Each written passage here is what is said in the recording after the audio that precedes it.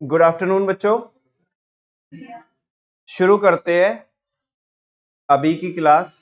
अभी की क्लास इसलिए बिकॉज एक क्लास हम सुबह भी कर चुके हैं और मैंने आपको ज्यादा कुछ सुबह बताया नहीं था, बस एक भूमिका इस बुक की आपको दी थी कि इस बुक को हमें पढ़ना क्यों है ना, और रेशनैलिटी के साथ क्यों पढ़ना है। हमें सारी चीजें समझ के चलनी है तीन फेज में। On the eve of independence and before that क्या था, और 1952 1990 क्या था, और 1991 और उसके बाद में क्या था। तीन फेज में हमें पूरी बुक को पढ़ना है। शुरू करते हैं फर्स्ट फेज से। Origin of British rule. British rule का ओरिजिन कब ट्रेस किया गया भारत में। The British rule over India change the course of history in India. कह रहे कि जो ब्रिटिश रूल था भारत में, उसने भारत का काया पलट करके रख दिया। क्या कर दिया? मतलब हम थे कुछ और, हमें बना दिया कुछ और, हमें समझा गया कुछ और, है ना। फाइनली हम जो आउटकम निकल के आए वो हुआ कुछ और। तो वो कह रहे कि उन्होंने बिल्कुल सीन ही चेंज कर दिया, और सीन पॉजिटिव वे में चेंज नहीं किया। पॉजिटिव वे में एक आध उनके कंट्रीब्यूशन, दो कंट्रीब्यूशन मेरे को ऐसे लगते हैं उनके अच्छे ब्रिटिश। हाँ, एक तो रेलवे, और एक उन्होंने वो एडमिन करना सिखा दिया हमें। देश को चलाते कैसे है वो चलाना सिखा दिया, वो एडमिनिस्ट्रेटिव सिस्टम उनका। ठीक है ना। और मजे की बात, चलो ठीक है, मैं मान लू आज के दिन पे उनके पॉजिटिव कंट्रीब्यूशन मान लू मैं, किसके? ब्रिटिश रूल के। लेकिन ये भी वो इतने इतने ऐसे वो हमारे ऊपर मर्सी दिखाने वाले नहीं थे कि वो हमारे फायदे के लिए उन्होंने ऐसा किया। वो दोनों पॉजिटिव कंट्रीब्यूशन भी अपने फायदे के लिए किया, वो हम बाद में देखेंगे। बाकी उन्होंने हमारे भारत की काया पलट एडवर्स वे में ही की है। सुबह भी ये चर्चा हो रही थी बच्चों, जितना हो सकता था उतना एक्सप्लॉइट उन्होंने हमारे को किया है। चाहे वो हमारे रिसोर्सेज हो, चाहे वो हमारे फिजिकल रिसोर्सेज हो, चाहे वो हमारे वेल्थ हो, है ना, या हमारा टैलेंट हो, सबको लूटा है उन्होंने। ठीक है ना। तो कह रहे कि ब्रिटिश रूल ने इंडिया की हिस्ट्री ही क्या कर दी? चेंज कर दी। The foundation of the British empire in India. इनके जो ओरिजिन मिलता है किनका? ब्रिटिश रूल का है, ब्रिटिश एम्पायर का जो ओरिजिन मिलता है भारत में, वो led by the battle of Plassey, fought in 1757। यानी कि इनका जो ओरिजिन ट्रेस कर सकते हैं आप भारत में, वो कब में कर सकते हैं? बैटल ऑफ प्लासी के, मतलब उस टाइम में, और उसके बाद 1757 में कौन सी लड़ाई लड़ी गई थी? Battle of Plassey. ठीक है ना, बात समझ में आती है आपको। उस टाइम के बाद से अंग्रेजों ने यहाँ पे अपना एक टाइप से आप कह सकते हैं डोमिनेंसी डोमिनेंसी उन्होंने अपनी स्टैब्लिश करना चालू करी। ठीक है। अच्छा, ये जो आए थे बच्चों, ये क्यों आए थे, किस पर्पस से आए थे? अगला टॉपिक यही है, basic purpose of British rule. इनका मकसद क्या था? ऐसा आपको 3 नंबर में पूछा जा सकता है कि what is the purpose of, सीधा सीधा सच्चा क्वेश्चन पूछेगा आपको कोई, विदाउट किसी यानी भूमिका के। Basic purpose of British rule क्या है? What is the basic objective और पर्पस ऑफ ब्रिटिश रूल? कह रहे हैं कि ये जो हमारे भारत में आए थे, ये हमारे को सर्व करने के लिए नहीं आए थे, ये हमारे को यूज करने के लिए आए थे। क्या करने के लिए आए थे? हमारे को यूज कर। इन्हें हमारे यहाँ पे बहुत सारे रिसोर्सेज दिख रहे थे। इन्हें ऐसा फील हो रहा था कि यहाँ से हम अपनी इकोनॉमी को चमका सकते हैं। हमारी इकोनॉमी को क्या, उनकी इकोनॉमी को? उनकी इकोनॉमी को चमकाने के लिए इन्होंने हमारे को यूज किया, और हमारी इकोनॉमी इनके लिए क्या बन के रह गई? Feeder economy. क्या बन के रह गई? फीड, समझते हो? फीड बोले तो, हाँ, किसी को ऐसे हम सर्व करते हैं ना, सर्व, तो हमारी इकोनॉमी इनको सर्व करने में ही इन्होंने, जो लगभग लगभग 190 से 200 साल ये हमारे यहाँ पे भारत में रहे, तो इन्होंने हमारी इकोनॉमी को अपने फायदे के लिए, for the glory of their own economy, अपनी इकोनॉमी की ग्लोरी के लिए, इन्होंने हमारे को एज अ फीडर इकोनॉमी क्या किया है बच्चों? यूज किया है ना। शब्द देखो कितने फैंसी शब्द आ रहे हैं यहाँ पे, कि अपनी इकोनॉमी को चमकाने के लिए, for the glory of their own economy, है ना। They use our economy as a feeder economy. ठीक है। तो वही यहाँ पे बोला, यही उनका पर्पस था। The main purpose of the British rule in India was to use the Indian economy. उनका पर्पस था कि हमारी इंडियन इकोनॉमी को वो क्या करेंगे? यूज करेंगे एज अ फीडर इकोनॉमी। किसके तौर पे? कि हम उन्हें फीड करते रहेंगे हर महीनों में। ठीक है ना। उन्हें टैलेंट चाहिए तो यहाँ से लेंगे, उन्हें पैसा चाहिए तो यहाँ से लेंगे, उन्हें कोई फिजिकल रिसोर्सेज चाहिए तो यहाँ से लेंगे, बिकॉज सारे बच्चों को पता है कि जो हमारी लैंड है, ये जो भारत की धरती है, यहाँ पे आपको वैरायटी मिलती है। क्या मिलती है बेटा? हर 100 किलोमीटर पे यहाँ पे भाषा चेंज हो जाती है, रिसोर्सेज चेंज हो जाते हैं, और कल्चर चेंज हो जाता है, और हमारी नेचर चेंज हो जाती है। तो हर एक वैरायटी हमारे यहाँ पे, तो इन्हें यहाँ पे बहुत एबंडेंस में क्या मिले? रिसोर्सेज मिले, और उनको ये क्या करने वाले थे? यूज करने वाले थे। और 200 साल इन्होंने लगभग ऐसे ही किया है। तो कह रहे हैं कि हमारी इकोनॉमी को इन्होंने फीडर इकोनॉमी के तौर पे यूज किया for the development of the British economy. किसके डेवलपमेंट के लिए? ब्रिटिश इकोनॉमी के लिए। ठीक है ना? अच्छा, हमारे यहाँ पे थोड़ा मैं ऐसे जनरल, मतलब मुझे पता है मैं कितना वाहियात क्वेश्चन पूछ रहा हूँ, लेकिन फिर भी पता नहीं मेरे मन में आया तो पूछ ही लेता हूँ। मुझे ऐसा लगता है कि कुछ बच्चे शायद उसमें भी कंफ्यूज हो जाएंगे। हाथ उठाना आप कि हमारे को यूएसए वालों ने लूटा है या इंग्लैंड वालों ने लूटा है। Raise your hand. कोई बताएगा नहीं, रुको, डिस्क्लोज नहीं करने का। Raise your hand. हमारे को मलिक साहब भी हाथ उठा रहे हैं आज। कह रहे भैया बेइज्जती हो जाएगी, घोर बेइज्जती हो जाएगी अगर आज हाथ नहीं उठाया तो। हमारे को यूएसए वालों ने लूटा है क्या इंग्लैंड वालों ने लूटा है? वो एक बच्चा बोल रहा है ये झंडा बता बे किसका है, जल्दी से। हाँ जी, आज तो मलिक साहब भी बताएंगे। इंग्लैंड ने लूटा है। वो कंफ्यूज हो गया बीच में, इधर से रशिया किसी ने बोला। बेटा रशिया वालों ने लूटा नहीं है, तुम खुद जाके वहां पे लूटते हो। ठीक है ना? खुद जाते हो कि ताकि तुम्हारा कट जाए। सुन लो, basic purpose of British rule हम पढ़ रहे हैं यहाँ पे, और मेरे मन में ऐसे क्वेश्चन आया था, तो मैं कह तो रहा हूँ, जवाब दे तो चुका हूँ मैं इसका। हमारे को ब्रिटिशर्स ने, माने इंग्लैंड वालों ने लूटा। किसने लूटा? इंग्लैंड वालों ने लूटा। ठीक है ना? यूनाइटेड किंगडम, यूके ने। ठीक है ना? Not USA, UK. ठीक है? आगे सुनो बच्चों, British colonial rule tempered the Indian economy very badly. शब्दों में बहुत, मतलब कैसे आपको एक्सप्रेस करूं, अपने इमोशन से ही बता सकता हूं कि वो क्या लिखा हुआ है। कि जो ब्रिटिश कॉलोनियल रूल था, जो ब्रिटिश रूल था उसे कॉलोनियल रूल बोलते हैं। ठीक है ना? तो जो ब्रिटिश कॉलोनियल रूल था, उन्होंने हमारे को टेम्पर किया है। क्या किया है? टेम्पर किया है, निचोड़ा है उन्होंने हमें, जैसे हो सकता है हर मायनों में निचोड़ा है हमें। The Indian economy very badly, बहुत बुरी तरीके से उन्होंने क्या किया? हमें निचोड़ा है, लूटा है। बस वो इमोशन से बता सकता हूँ, शब्द तो शायद उसके लिए क्या पड़ जाएंगे, कम पड़ जाएंगे। ठीक है ना? They exploited India's natural as well as human resources. ठीक है ना? उन्होंने हमारे नेचुरल रिसोर्सेज को तो लूटा ही है, साथ में किसको भी लूटा है? जो हमारा ह्यूमन रिसोर्स, जो हमारा टैलेंट था, उसको भी लूटा है। बच्चों एक कॉन्सेप्ट आगे चल के पता नहीं आएगा कि नहीं आएगा, फिलहाल यहीं पे सुन लो। एक कॉन्सेप्ट कभी कभी ऐसा पूछ लेते हैं, what do you mean by brain drain? पहले कैसा, किसी ने सुना है ऐसा? Brain drain. Very good. कौन बताएगा? Raise your hand. What is the meaning of brain drain? दो बच्चे क्लास में मेरे को नजर आ रहे, तीन। Very good. चार। Brain drain. Very good. कुछ इशारा करते हुए और फिर इशारा वापस लेते हुए। चलो अद्विका बताइए। ब्रेन वॉश करना। चलो ठीक है, अभी अभी के लिए कंसीडर करता हूँ, बाकी और बच्चों के भी पॉइंट ऑफ व्यू सुनता हूँ। अक्षिता आप बताओ। सामने वाले को मैनिपुलेट करना। अच्छा, चलो आप बताओ। सुनो भाई, बातें नहीं करने का। अरे एक तो पता नहीं है और ऊपर से सुन भी नहीं रहे हो।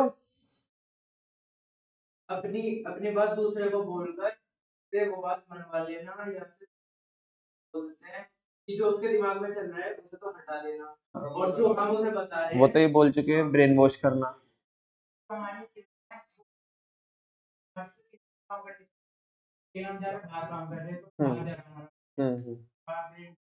Very good, and this is the right answer. एक बार क्लैपिंग कर दीजिएगा, त्यागी जी को। ब्रेन वॉश करना ब्रेन ड्रेन नहीं होता। हमारा टैलेंट फॉरेन कंट्रीज में जाना क्या होता है? ब्रेन ड्रेन होता है। एक तो वेल्थ ड्रेन होता है। वेल्थ ड्रेन मतलब हमारा पैसा लूट करके उधर लेके गए, वो तो हो गया वेल्थ ड्रेन। लेकिन ब्रेन ड्रेन होता है, देखो आज बच्चे लोगों, सुनो अभी आप, हम बड़े खुश होते हैं जितनी भी मल्टीनेशनल कंपनीज है और टॉप क्लास कंपनीज है, फॉर्च्यून 500 जो कंपनीज है, ठीक है ना। और फॉर्च्यून 500 कंपनीज में भी जो टॉप 20 कंपनीज है, थोड़ा उनमें आप देखोगे तो उनके जो टॉप में जो लोग बैठे हैं वो इंडियन ओरिजिन के लोग हैं, वो भारत के लोग हैं। चाहे आप पेप्सिको को देखो, चाहे आप माइक्रोसॉफ्ट को देखो, चाहे आप गूगल को देखो, मतलब जो कंपनीज पूरे वर्ल्ड को रूल कर रही है, जो कंपनी पूरे वर्ल्ड को रूल कर रही है ना, उनके टॉप में जो टैलेंट मिलेगा आपको, वो उसका कनेक्शन कहीं ना कहीं भारत से होगा। सही है सुनो। और अगर आप बात करो बच्चे लोगों, बाहर जाकर के, बाहर जो इंजीनियर्स है ना, फॉरेन में जो इंजीनियर्स है या डॉक्टर्स है, अगर उनमें देखोगे तो मोस्ट ऑफ द जो डॉक्टर्स और इंजीनियर्स मिलेंगे वो आपको इंडियन ओरिजिन के मिलेंगे, या भारत के ही जो बाहर जाकर के क्या करते हैं, अपनी प्रैक्टिस करते हैं, वो मिलेंगे। और हम लोगों को जब ऐसा हम न्यूज देखते हैं तो बड़ा प्राउड फील होता है। देखा, गूगल का सीईओ कौन है? सुंदर पिचाई। पता, भारत का है वो। तुमने ऐसा एनवायरनमेंट क्यों नहीं दिया भारत के अंदर? तुमने ऐसी कंपनी कोई स्टैब्लिश क्यों नहीं की कि हमारा टैलेंट बाहर जा रहा है ना? ये खुश होने वाली बात नहीं है, प्राउड होने वाली बात नहीं है कि देखो हमारे लोग जो बड़ी बड़ी कंपनी है उनको रूल कर रहे हैं, नहीं रूल कर रहे हैं, है ना। हमारा टैलेंट वो हमारे देश के जब काम में आएगा, जब भारत में रह के ही काम कीजिएगा। समझ में आ रही है?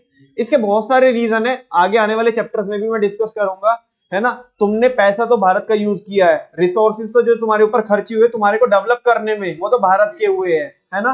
बाकी जो और जो बंदा भारत को सर्व कर सकता था उसको वो स्कॉलरशिप मिल सकती थी, लेकिन नहीं। आप, क्योंकि आप तो बाहर चले गए, लेकिन आपके ऊपर रिसोर्स जो खर्च हुए, ठीक है ना, वो भारत के रिसोर्स हुए, आपको स्कॉलरशिप मिली है, आपने आईआईटी में एडमिशन लिया, आपने आईआईएम में एडमिशन लिया, ठीक है ना, और रिसोर्सेज तो यहाँ के यूज किए, और जब सर्व करने की बारी आई, जब भारत को वापस से लौटाने की बारी आई तो बाहर चले गए। ये तो आज के कंटेक्स्ट में बात है ना। लेकिन जो अंग्रेज है, अंग्रेज, उन्होंने भी हमारे टैलेंट को बाहर लेके गए अपने फायदे के लिए, हमें लालच दे करके, क्या दे करके, और वो भी लूटा है, उसमें भी लूटा है हमने, ठीक है ना। तो जब हमारा टैलेंट बाहर जाता है, ठीक है ना, हमारे यहाँ के जो ह्यूमन रिसोर्स होता है, ठीक है ना, वो बाहर जाता है, उस प्रोसेस को बोलते हैं ब्रेन ड्रेन। क्या बोलते हैं? हमारे यहाँ का टैलेंट बाहर जा रहा है फॉरेन कंट्रीज में, वो ब्रेन ड्रेन है, ठीक है ना। तो उनके लिए वो ब्रेन ड्रेन हो रहा है, ठीक है। तो वो कह रहे हैं यहाँ पे कि उन्होंने हमारी इंडियन इकोनॉमी को, हमारे इंडिया के जो नेचुरल रिसोर्सेज है वो तो लूटे ही है, साथ में किसको भी लूटा है? हमारे ह्यूमन रिसोर्सेज को भी। और इसका ताल्लुकात किससे है बच्चों? ब्रेन ड्रेन से। किससे? दैट्स व्हाई मैंने यहाँ पे आपको बताया, for the glory of their own country. किसकी ग्लोरी के लिए? अपनी कंट्री को चमकाने के लिए, ठीक है ना। Finally, finally almost after 200 years of British rule, India gained independence. लगभग लगभग 200 साल के बाद, मतलब पूरे 200 नहीं रहे, लगभग 190 साल, ठीक है ना। तो वो कह रहे हैं ऑलमोस्ट 2 सेंचुरी इधर लगाने के बाद वो बोल रहे हैं कि भारत को क्या मिली, है ना। ऐसे लोगों पे बिलीव मत करना जो लोग बोलते हैं कि 2014 में आजादी मिली, है ना, तो बहुत बेईमानी हो जाएगी, है ना। उन्हें खुद ही नहीं पता है कि वो क्या बोल रहे क्या नहीं बोल रहे। दरअसल क्या होता है ना कि जब इंसान बौखला जाता है ना, तो सबसे पहले उसका जो विवेक है, विवेक, उसकी जो बुद्धि है वो चकराती है, वो भ्रष्ट होती है, ठीक है ना। तो वैसा, तो भारत को तो बच्चे लोगों को आजादी कभी मिली थी? 1947 में, ठीक है ना। 2014 में आप ये बोल सकते हो कि हमारे को एक लीडरशिप मिली, ऐसा बोल सकते हो आप कि हमें एक लीडरशिप मिली, एक स्ट्रॉन्ग लीडरशिप मिली। लेकिन अगर हम ये बोलते हैं कि आजादी 2014 में मिली, तो ये बहुत बेईमानी होगी। तो India gained independence from them on the 15th of August 1947। Bharat को आजादी मिली 15 अगस्त 1947, ठीक है ना बच्चों। अगर मैं इस चीज को रिपीट करूं तो शायद आप ये भी बोल सकते हो, नमन भैया ये तो कितनी कॉमन बात है ना। लेकिन दुख जब होता है कि बहुत सारे लोग आज भी ऐसे हैं जिनको ये नहीं पता कि अपने को आजादी कब मिली। ऐसा कभी उनसे, कभी कभी ऐसा मैंने देखा है कि उधर सीपी वगैरह में लोग कुछ रिएक्शन लेते रहते लोगों का कि हमें आजादी कब मिली, तो लोग कुछ भी कुछ चिंटिया तो कुछ भी बोलती है, ठीक है ना। और चिंटू भी, चिंटू उनके भी ऊपर, चिंटू उनके भी ऊपर है भाई, चिंटू उनके भी ऊपर है, ठीक है ना। फाइनली 2 टॉपिक अभी तक हमने पढ़े, 2 टॉपिक हमने पढ़े, कौन कौन? ओरिजिन ऑफ ब्रिटिश रूल और दूसरा basic purpose of British rule. उसके पहले मैंने आपको बस ये बताया था कि ये हमें पढ़ना क्यों है, ये बुक को हमें पढ़ना क्यों है। मैं आपसे पूछना चाहता हूँ कि आपको अभी तक इसमें इंटरेस्ट आ रहा है कि नहीं आ रहा है? अगर अभी इंटरेस्ट आ रहा है तो इसमें बहुत ज्यादा इंटरेस्टिंग टॉपिक है आगे, बस वो आपके ऊपर है कि आप उन्हें कितने इंटरेस्ट के साथ पढ़ते हो, ठीक है ना। इंटरेस्ट के साथ पढ़ोगे तो इंटरेस्ट लगेगा, अदरवाइज मन में सोच के बैठ जाओगे तो फिर बोरिंग ही है, ठीक है ना। आगे बच्चों, low level of economic development under colonial rule. ध्यान से सुनना बच्चों, इस टॉपिक में थोड़ा कैच है ना। वो कैच क्या है मैं बता देता हूँ। आप कंफ्यूज में, मतलब आप कंफ्यूजन ना हो आपको, तो दैट्स वाई वो पहले बता रहा हूँ आपको, क्योंकि कई बार जब ये पेपर में क्वेश्चन आता है तो बच्चे पता नहीं समझ ही नहीं पाते हैं, उन्हें क्या कंफ्यूजन होती है, और वो कंफ्यूजन होना लाजमी भी है। वो क्यों, इधर देखो, यहाँ लिखा है low level of economic development. अब ये बता रहा है कि हमारा क्या था, जो डेवलपमेंट था उसका जो स्तर था, वो लेवल था, वो बहुत लो था। किसके टाइम में? कॉलोनियल रूल, मतलब ब्रिटिश रूल में, ठीक है ना। जो हमारी डेवलपमेंट थी वो बहुत कम थी, क्योंकि वो हमारे लिए तो कुछ कर ही नहीं रहे थे ना, जो भी कर रहे थे वो अपने फायदे के लिए कर रहे थे। अच्छा, ये टॉपिक तो ये है कि ब्रिटिश टाइम पे हमारी जो डेवलपमेंट थी वो बहुत लो थी, लेकिन जैसे ही आप इस टॉपिक के अंदर फर्स्ट वर्ड पढ़ेंगे तो मुझे ऐसा लगता है कि आपको कंफ्यूजन आना शुरू हो जाएगा। शुरू के 2-3 शब्द पढ़ लो। Before the advent of British rule, the Indian economy was characterized by the following features. Topic तो है कि उनके टाइम पे, और वो आंसर में बता रहा है उनसे पहले, तो बच्चों को कभी कभी कंफ्यूजन हो जाती है, तो कंफ्यूज नहीं होने का, उसका जवाब आपको ये 3 हेडिंग पढ़ने के बाद यहाँ पे मिलेगा, हाउएवर से। समझ में आ रही है बात? तो कई बार बच्चे मेरे को पूछ लेते हैं कि नमन भैया टॉपिक तो लिखा है कि कॉलोनियल रूल में, वो बोल रहा है लो डेवलपमेंट था, आपने यहाँ पे कहानी चालू कर दी किसकी, पहले की।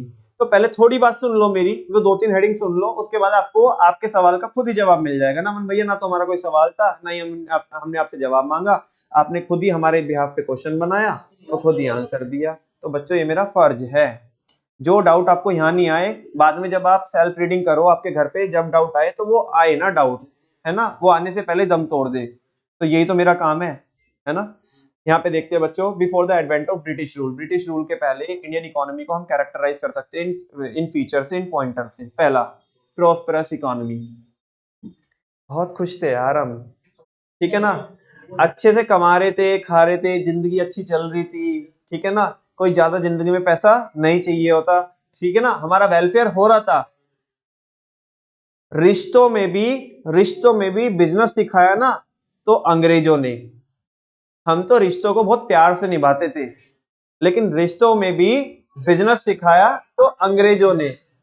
हमारी इकोनॉमी तो प्रॉस्परस थी, वो हाँ खुशहाल थी। हम तो क्या करते थे, बहुत अच्छे से क्या कर रहे थे, हम अपना जीवन निकाल रहे थे, चला रहे थे अच्छे से, ठीक है ना। वैसा शायद बहुत अच्छे वर्ड नहीं बोले मैंने, बाद में जी रहे थे, वो अच्छे वर्ड होंगे, बेटर वर्ड होंगे, निकाल रहे थे थोड़ा गलत हो गया। इतना भी, जिस हिसाब से तुम्हारी हंसी है, मैंने ना तो मेरी वो इंटेंशन थी और ना ही मैंने इतना गलत बोला भी था।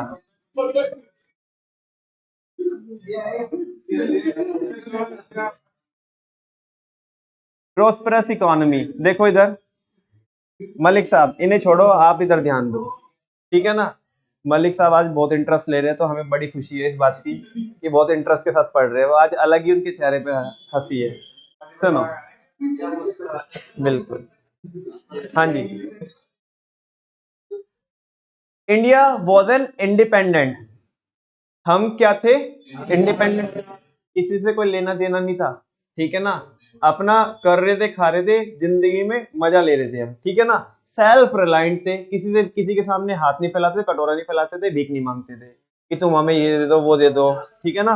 हमारे यहाँ से पहले ही हर चीज की अबंडेंस रही है, कोई प्रॉब्लम हमें नहीं थी, ठीक है ना। तो सेल्फ रिलायंट थे हम, एंड प्रॉस्परस थे, है ना, बहुत खुशहाल थे, बहुत अच्छे से अपनी बहुत हंसी और खुशी के साथ अपनी जिंदगी जी रहे हैं।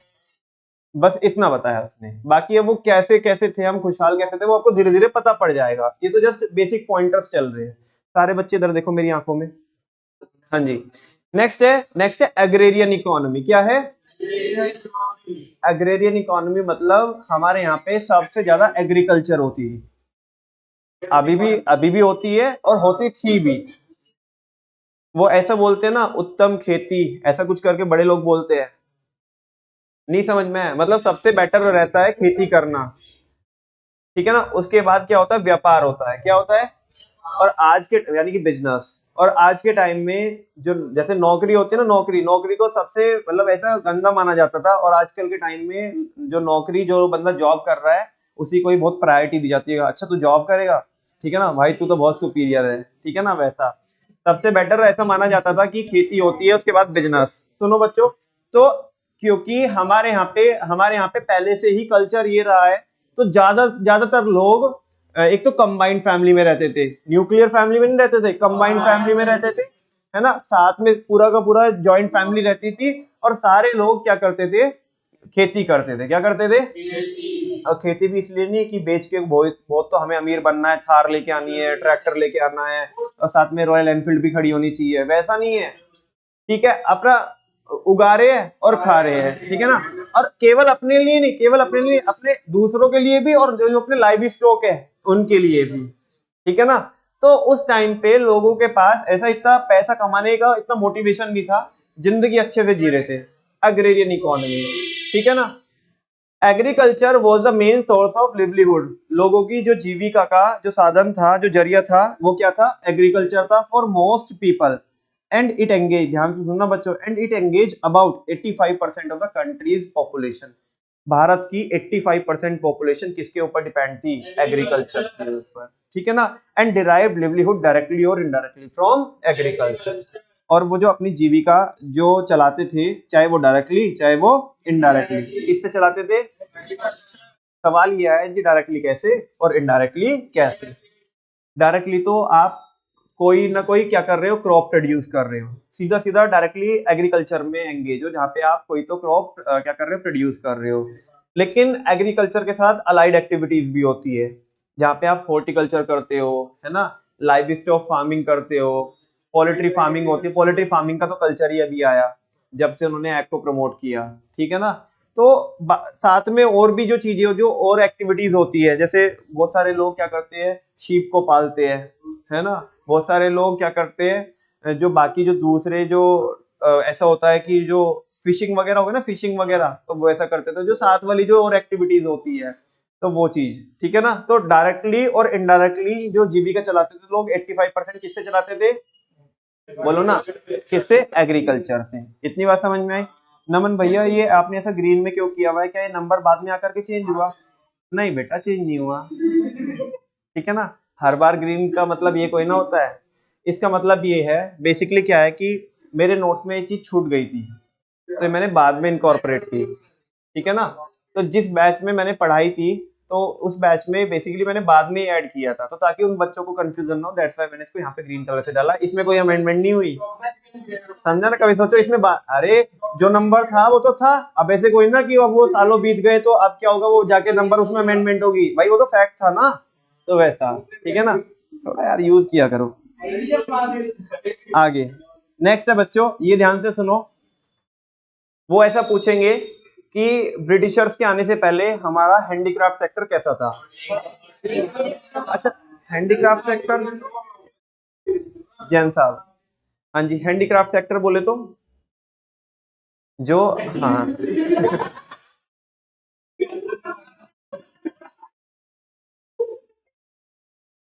गलत भी कुछ नहीं बोला उसने, ठीक है ना। चलो, उसकी बात को मैं थोड़ा शेप कर देता हूँ, जो वो बोलना चाहता है, तुम तो गंदे लोग हो। हाँ जी, वो कह रहा है कि जो हैंडमेड प्रोडक्ट थे, है ना, जो मतलब जो ऐसी इंडस्ट्रीज थी जहाँ पे मैनुअली, है ना, विदाउट, हाँ, without the usages of machinery, जो हैंडमेड प्रोडक्ट जहाँ पे बनते थे, जिन इंडस्ट्रीज में बनते थे, उसको बोलते हैं हैंडीक्राफ्ट सेक्टर। क्या बोलते हैं? आप आज भी जाओगे बच्चों, राजस्थान में जाओगे, तो राजस्थान का एक कल्चर आपको मिलेगा, वहाँ की एक आर्ट फॉर्म आपको मिलेगी, वहाँ के हर एक बहुत सारे ऐसे प्रोडक्ट होंगे जहाँ पे वहाँ का कल्चर दिखाई देता है, जो लोग आज भी क्या करते हैं, हाथों से वो प्रोडक्ट को बनाते हैं। थोड़ा कॉस्टली होते हैं, बिकॉज वहाँ पे जो लेबर आवर्स होते हैं वो ज्यादा लगे होते हैं, मेहनत का काम होता है। आप, हाँ, राजस्थान में जाओ तो सुनो ना, राजस्थान में बाकी प्रोडक्ट तो ठीक है, आपने शार्क टैंक में भी देखे होंगे, वो बैग्स वगैरह वाली एक आंटी आई थी, मेरे को नाम याद नहीं आ रहा, या बाकी अगर आप राजस्थान में सबसे जो मेन काम होता है वो किसका होता है, मार्बल का। किसका काम होता है, वहां की नक्काशी आप देखो, है ना। भारत के आप किसी भी मंदिर में जाओगे बच्चे लोगों, है ना, और उस मंदिर की जो आप कलाकारी, जो नक्काशी आप देखोगे, जो वहां की जो अलग अलग शैली होती है, शैली, शैली बोलते हैं कि जिस जो भी उसके मतलब बैकग्राउंड में जो एक वो रहता है, जो टेक्स्ट रहते हैं, स्क्रिप्चर्स रहते हैं, कि उसके बेस पे जो बनाई गई होती है उसे शैली बोलते हैं। तो ऐसा बहुत कम मिलेगा आपको, या ना के बराबर मिलेगा कि उस चीज को बनाने में राजस्थान का कंट्रीब्यूशन ना हो, ऐसा नहीं मिलेगा आपको। राजस्थान वालों का ही कंट्रीब्यूशन होता है। मेन जो मार्बल का, पत्थर का जो काम होता है, आप राजस्थान में जाओ, किशनगढ़ में गढ़ है पूरा वहां पे, ठीक है ना, तो मार्बल उसमें कैसे भी आप वो कर सकते हो, ठीक है ना, मतलब बहुत अलग अलग देखोगे तो अलग ही वहां पे चीज है, ठीक है ना। हाँ जी। तो भारत में क्या रहा है, अलग अलग चीज में आप इधर जाओगे, साउथ में जाओगे बेटा, साउथ में, तो साउथ में क्या होता है, आपने वो उसका नाम सुना होगा, कांजीवरम साड़ीज का नाम सुना है आपने, कांजीवरम साड़ी, मतलब लाख लाख, दो दो तीन तीन लाख लाख, पांच पांच लाख की आती है, समझ में। मैं आपको वो दिखाऊंगा भी, वीडियो भी दिखाऊंगा मैं आपको। तो अभी नहीं है, टॉपिक तो आने दो, दिखा दो। यार सीधा डिमांड करते दिखा दो, थोड़ा सा तो सब्र किया करो। हाँ जी, इतने उतावले काहे हो रहे हो, देख लो ना, ये देख लो पहले जो दिख रहा है, पहले वो तो देख लो। वेल नोन हैंडीक्राफ्ट इंडस्ट्रीज, सुनो, India was also non for its handicraft industries. India को किसके नाम से भी जाना जाता था, in the field of cotton and silk textiles, ठीक है। आप सूरत में चले जाओ, सूरत में, हम्म, तो और वहां पे सूरत किसके लिए भी फेमस है, डायमंड के लिए भी, ठीक है ना।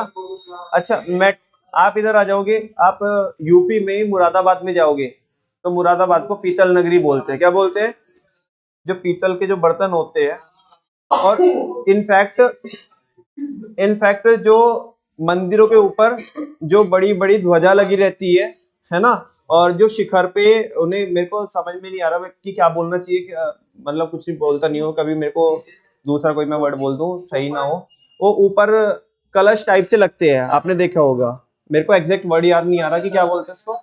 छत्र तो बेटा अंदर होते हैं, वो ऊपर वो कलश होते हैं, ठीक है ना। तो वो अभी जैसे अभी मैं एक न्यूज भी देख रहा था कि राम मंदिर में जो क्या लगेंगे, जो वो ऊपर कलश लगेंगे, वो मुरादाबाद की आई थिंक कोई तो एक फैक्ट्री है जिसको वो कॉन्ट्रैक्ट मिला हुआ है, वो बहुत पहले से वो इस तरीके का काम करते हैं। तो अलग अलग क्या है लोगों के, मतलब भारत के, मैंने बताया ना आपको कि हर 100 किलोमीटर पे कल्चर चेंज हो जाता है, तो आपको अलग अलग भारत में कलाकारी देखने मिलेगी। तो वो कह रहे हैं कि मेटल में और प्रीशियस स्टोन वर्क्स में भारत बहुत क्या था, फेमस था।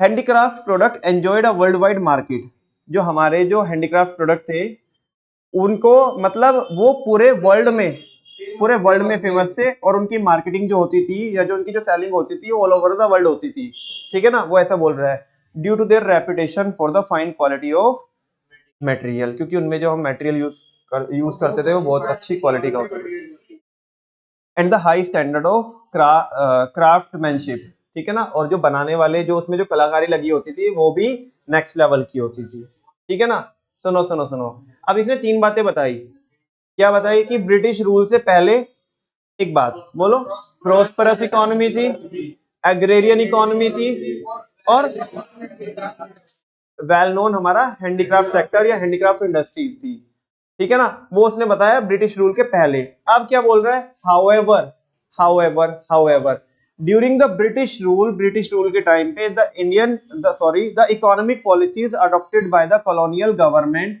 जो इकोनॉमिक पॉलिसीज अडॉप्ट की, किसने, ब्रिटिश गवर्नमेंट ने या कॉलोनियल गवर्नमेंट ने in India, were concern more with the protection and promotion of their own economic interest. वो ज्यादा किसको प्रोटेक्ट करती थी और प्रमोट करती थी, अपने इंटरेस्ट को और अपनी इकोनॉमी के इंटरेस्ट को, then with the development of the Indian economy, बजाय किसके। अब सुनो, दे ट्रांसफॉर्म द कंट्री, उन्होंने कंट्री को ट्रांसफॉर्म करके रख दिया into a supplier of raw material and consumer of finish industrial product from retail. हमारा ही माल इधर से ले जाते थे और उसे चमका करके हमारे को लूटते थे, और मजे की बात है, जो हमारे से रॉ मटेरियल ले जाते थे वो तो सस्ते में ले जाते थे, और उस पे ब्रांडिंग करके, क्या करके, ब्रांडिंग करके हमें ही बेचते थे, और वो भी महंगे में। बेटा जब भी जो लोकल का जो प्रोडक्ट है ना, जो भारत का प्रोडक्ट है, और वो जब भी पैकिंग में बिकेगा, तो समझना कि हमको लूटा जा रहा है। प्रोडक्ट भारत का है, लेकिन किस में बिक रहा है, पैकिंग में बिक रहा है। और पैकिंग कौन सी पैकिंग में, मैं लोकल, जो लोकल वाली पैकिंग नहीं बोल रहा हूँ, जो इंटरनेशनल ब्रांड के उसमें उनकी अम्ब्रेला में बोल सकते हो आप, है ना, उनकी ब्रांडिंग में बिक रहा है। ठीक है ना, उन्हें भी पता है कि किसके प्रोडक्ट में दम है और किसके प्रोडक्ट में दम नहीं है। तो समझो हमें लूटा जा रहा है, हमारा ही माल हमें ही महंगे में दिया जा रहा है। ठीक है, तो इन्होंने ऐसा किया, इनकी पॉलिसीज ही ये थी। ठीक है ना, इन्होंने हमें क्या बना के रख दिया, बोलो ना, इन्होंने हमें क्या बना के रख दिया, supplier of raw material, supplier of raw material. और हमें कंज्यूमर बनाया किसका, फिनिश गुड्स का कंज्यूमर बनाया। अब सुनो एग्जाम में क्वेश्चन कैसे आता है। एग्जाम में क्वेश्चन, इससे पहले इस पर्टिकुलर लाइन से बता रहा हूँ, एग्जाम में वो क्वेश्चन बोलेगा, क्योंकि आजकल तो ट्रू फॉल्स का जमाना है, करेक्ट इनकरेक्ट का जमाना है, तो वो ऐसा बोलेगा कि भारत की जो इकोनॉमी थी वो ब्रिटिशर्स ने उसे क्या बनाया, एक तो बताएगा वो सप्लायर ऑफ रॉ मटेरियल और कंज्यूमर ऑफ फिनिश गुड्स। वो बोलेगा बताओ सही है या गलत है, बोलो सही है या गलत है। सही है, बिल्कुल सही बात है, कोई इसमें डाउट तो नहीं है। अरे तुम ऐसे कंफ्यूज मत हो, ठीक है ना, कि ऐसे, हाँ सुनो, अभी दूसरा क्वेश्चन सुनो। दूसरा क्वेश्चन वो ऐसे बोल सकते हैं कि जो ब्रिटिशर्स की जो इकोनॉमी थी वो सप्लायर थी रॉ मटेरियल की, है ना, और जो इंडियन इकोनॉमी थी वो कंज्यूमर थी किसकी, फिनिश गुड्स की। ये आधा तो क्या है, सही है, और आधा क्या है, गलत है। अगर ये कमेंट ऐसे बोले सामने कमेंट और 3 नंबर में, तो हम ये बताएंगे ये स्टेटमेंट पार्टली ट्रू है। लेकिन अगर वो 1 नंबर में पूछे हमारे से कि ये करेक्ट है या इनकरेक्ट है, तो ये इनकरेक्ट है। बात समझ में आ रही है, क्योंकि इसमें एक चीज तो सही है और एक चीज गलत है। इतनी बात समझ में आती है आपको। नमन भैया फिर वो टॉपिक तो ये था ना, टॉपिक तो ये था कि low level of economic development कैसे था ब्रिटिशर्स के टाइम पे, वो ठीक तो है ना यार। पहले हमने ये बताया कि ब्रिटिशर्स से पहले क्या था, और इन्होंने बस एक लाइन में ये बात कह करके एनसीईआरटी में खत्म कर दी कि इन्होंने हमें ट्रांसफॉर्म कर दिया, और इन्होंने, इनकी जो पॉलिसीज थी वो हमें ऐसी थी, लूटने वाली थी। यानी कि जो हमारी क्या थी, जो हमारी प्रोस्परस इकोनॉमी थी, इन्होंने हमें किस में डाल दिया, माइजरी में डाल दिया। किस में डाल दिया, सोरो में डाल दिया, जहां पे हम अपने बस अपने ही दुखों से जूझ रहे हैं। ठीक है ना, मतलब इन्होंने तो अत्याचार किया, उल्टा हमारे लोगों से ही हमारे पे अत्याचार कराया। बात समझ में आ रही है आपको। एक इन्होंने कौन सा सिस्टम चलाया था उधर, जहां पे इन्होंने एक तो टेनेंट बनाए और दूसरा क्या बनाए, जमींदार बनाए, जमींदारी सिस्टम जिसको बोलते हैं, है ना। हमारे लोगों को हमारे लोगों से पिटवाया, क्या दे करके, लालच दे करके। ठीक है ना, आपने लगान मूवी देखी होगी, है ना, वो लगान वगैरह भी कलेक्ट करते थे, आगे आएगा धीरे धीरे करके। एक बात तो बहुत ज्यादा डिटेल में नहीं बताया, लेकिन उसका मतलब वही है। तो इन्होंने जो हमारी इकोनॉमी प्रॉस्परस थी, हमें इन्होंने किस में डाला, माइजरी में डाला। किस में डाला, बिल्कुल। एक बात वो उन्होंने बोला ना कि यहाँ पे एक इन्होंने ट्रांसफॉर्म किया, उनकी पॉलिसीज ऐसी थी वैसी थी। दूसरा उन्होंने क्या किया, जो हमारी एग्रेरियन इकोनॉमी थी, है ना, उसे इन्होंने फोर्स किया कि क्या करने के लिए, कमर्शलाइज करने के लिए। क्या करने के लिए बच्चों, दो चीजें होती है। दरअसल क्या है कि ये जो टॉपिक है मैं जो पढ़ा रहा हूँ, इस टॉपिक को पढ़ाने के साथ साथ, जैसे अपन लोगों ने गवर्नमेंट बजट में किया था कि बहुत सारे कॉन्सेप्ट क्या हो रहे, टच हो रहे हैं यहाँ पे, तो उनकी मैं हल्की हल्की सी लिंकिंग आपको यहाँ पे दे रहा हूँ। 1 बाय 1 में कॉन्सेप्ट आते रहेंगे, तो आपको इंटरेस्ट आता रहेगा कि हाँ भाई ये तो हमने देखा था, सारी चीजें क्या हो रही है, कनेक्ट हो रही है। दो चीजें होती है, आप नोट करते जाना, नोटिंग तो कर ही रहे होंगे आप, ऐसी मेरी एक्सपेक्टेशन है।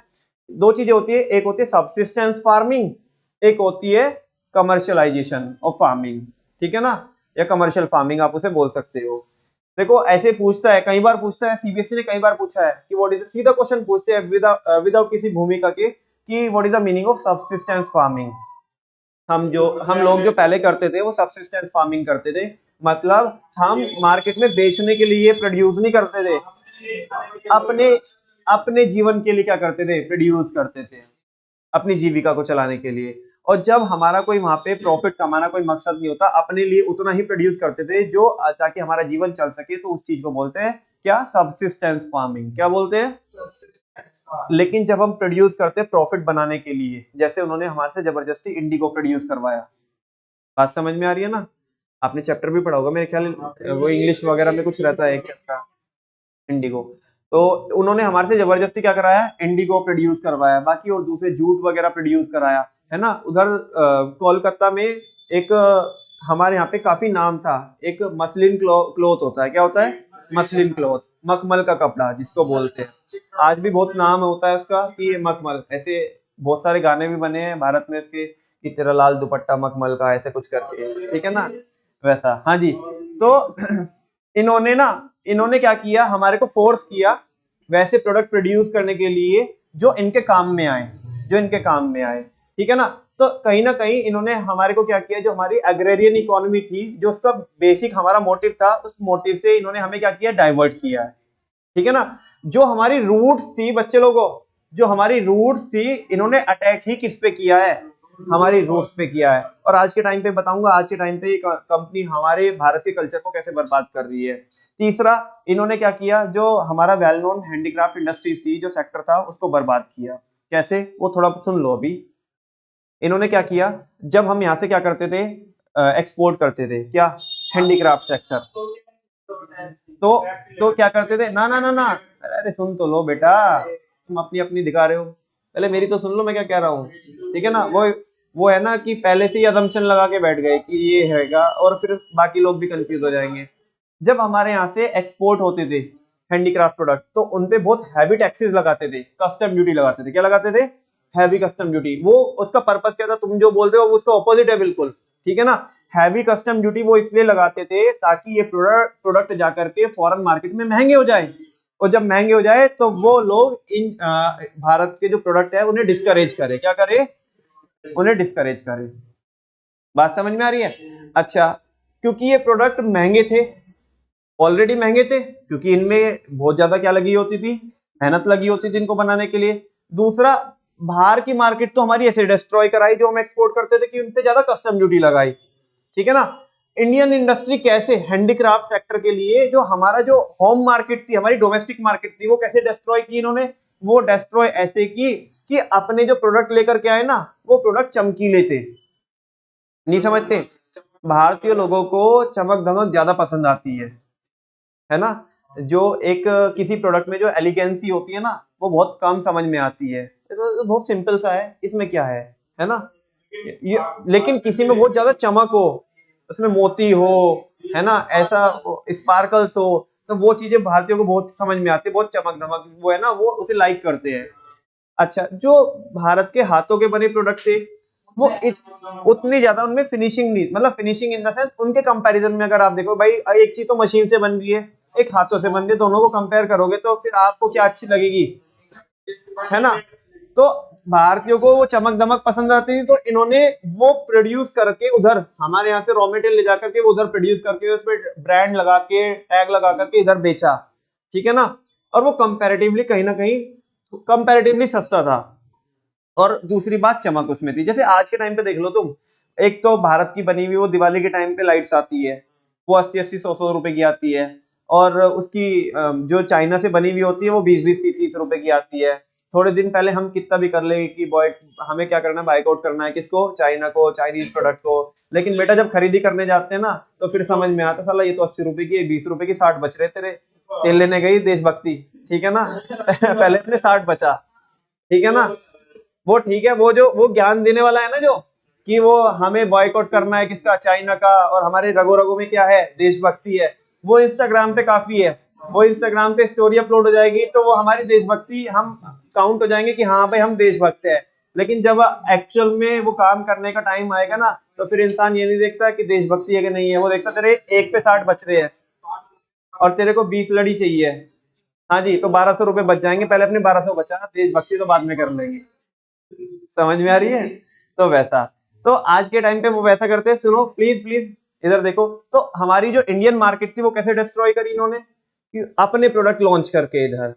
तो जो हमारे जो प्रोडक्ट थे हैंडीक्राफ्ट प्रोडक्ट, फॉरेन मार्केट तो ऐसे डिस्ट्रॉय करी उनपे ज्यादा कस्टम ड्यूटी लगा करके, और इंडियन मार्केट कैसे डिस्ट्रॉय करी उनके लिए, अपने प्रोडक्ट को लॉन्च करके। तो हमारे जो हैंडीक्राफ्ट सेक्टर था उसे भी बर्बाद किया। एक बात बताओ यार, हम प्रोस्पेरस इकोनॉमी थे पहले, उसे इन्होंने हमारे किस में कन्वर्ट कर दिया, माइज रीज में कन्वर्ट कर दिया, सोरो में कन्वर्ट कर दिया। दूसरा, हम एग्रेरियन इकोनॉमी थी, एग्रीकल्चर जहां पे सबसे ज्यादा प्रीवेल, जो हमारी रूट्स थी, वो उस पे अटैक किया, उसका इन्होंने मोटिव ही क्या करा दिया, चेंज करा दिया, लालच दे करके, इंसेंटिव दे करके। तीसरा, हमारा जो हैंडीक्राफ्ट सेक्टर जो सबसे ज्यादा स्ट्रांग था उसको बर्बाद किया, उसकी फॉरेन मार्केट को भी बर्बाद किया और इंडियन मार्केट को भी क्या किया, बर्बाद किया। फॉरेन मार्केट को ज्यादा टैक्स लगा करके, कस्टम ड्यूटी लगा करके, और इंडियन मार्केट में अपने प्रोडक्ट लॉन्च करके। जब जो जो चीज हमारे साथ बेहतर हो रही थी ऑलरेडी, उन तीनों पे अटैक किया, तो इनके टाइम पे तुम्हें क्या लगता है, लो डेवलपमेंट होगा या हाई डेवलपमेंट होगा? डायरेक्टली आंसर नहीं आ रहा इसका, कभी तुम बोलो इसका डायरेक्टली आंसर आ रहा है। इतनी चीजें समझाने के बाद जब मैं ये बोल पाया हूं कि यहाँ पे, क्योंकि इन तीनों चीजों पे जो हम एंजॉय कर रहे थे उन पे अटैक किया, तो इन्होंने उस टाइम पे क्या हुआ, हमारा लो डेवलपमेंट हुआ, और उसके कुछ रीजंस आगे इस चैप्टर में मिलेंगे आपको। बोलो बात समझ में आती है कि नहीं आती है? अब वापस से पढ़ो बच्चों, हाउ एवर से लेके और ब्रिटेन तक पढ़, मैं तो बता ही चुका हूं आपको, ये पढ़ लो आप थोड़ा।